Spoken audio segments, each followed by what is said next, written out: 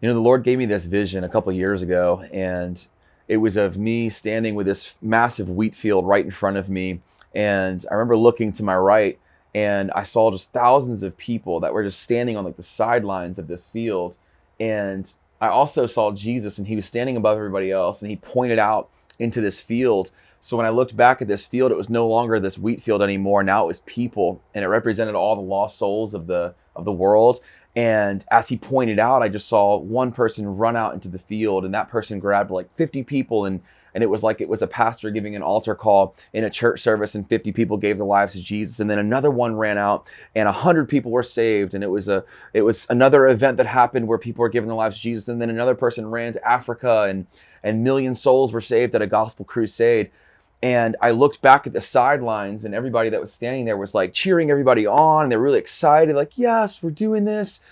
And the Lord showed me that I was also on the sidelines, and it was for a reason. And it was because there were people that were sitting on the sidelines that Jesus had been calling to go reach the lost, who would only sit on the sidelines for the rest of their lives. And he was saying, I'm keeping you here to raise those people up and send them out.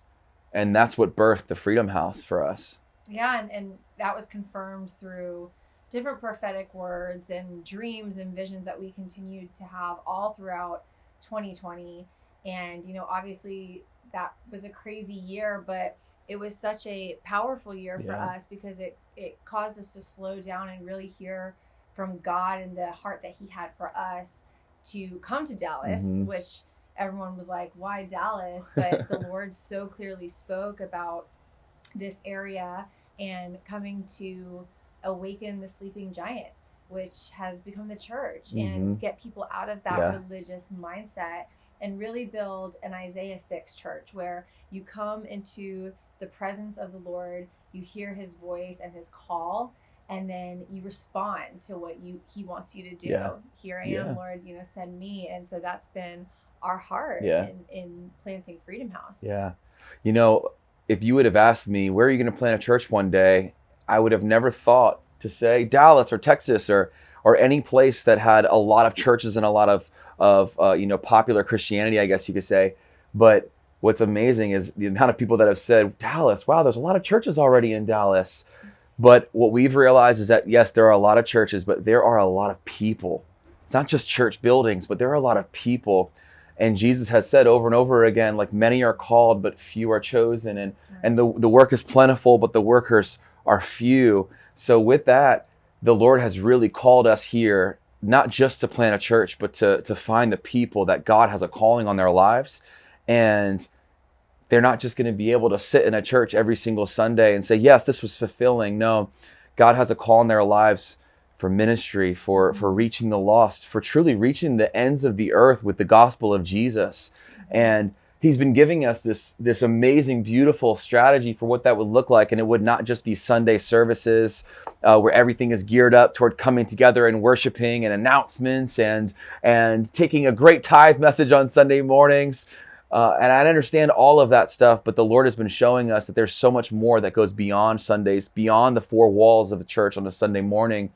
And that is through true discipleship. What does it look like for the people that come to church on a Sunday morning who can sit amongst a crowd to actually be poured into one-on-one throughout the week, or to join, churches that are happening all throughout houses, not just in buildings on Sundays, where true discipleship, true questions can be asked to grow deeper and to mature in Christ, And outreach in the city, helping the people of Dallas, helping the people of the world through missions trips, through evangelism, raising up evangelists, pastors, prophets. These are big dreams that God's really instilled in us to do. Yeah.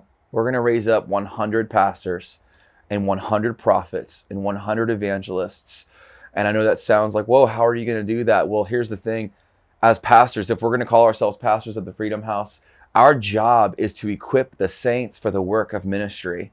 So that's what we're going to do. Yes, we're going to preach the gospel. We're going to see lost saved, and we're going to have amazing moments in worship together on Sunday mornings and Sunday nights.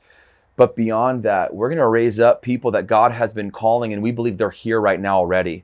That God has been preparing their hearts and their souls for what's about to come, and that we are just entrusted and have the honor of being here to be a part of that as pastors in this community, in this city, in this state. And we're going to see the ends of the world reached with the gospel of Jesus. Yeah. Now's the time. It is. We love Jesus. We love people. Dallas. We love the people of Dallas and the people of the world. And we're ready. So now's the time. I hope that you're ready. I hope that you're praying about what God has called you to do.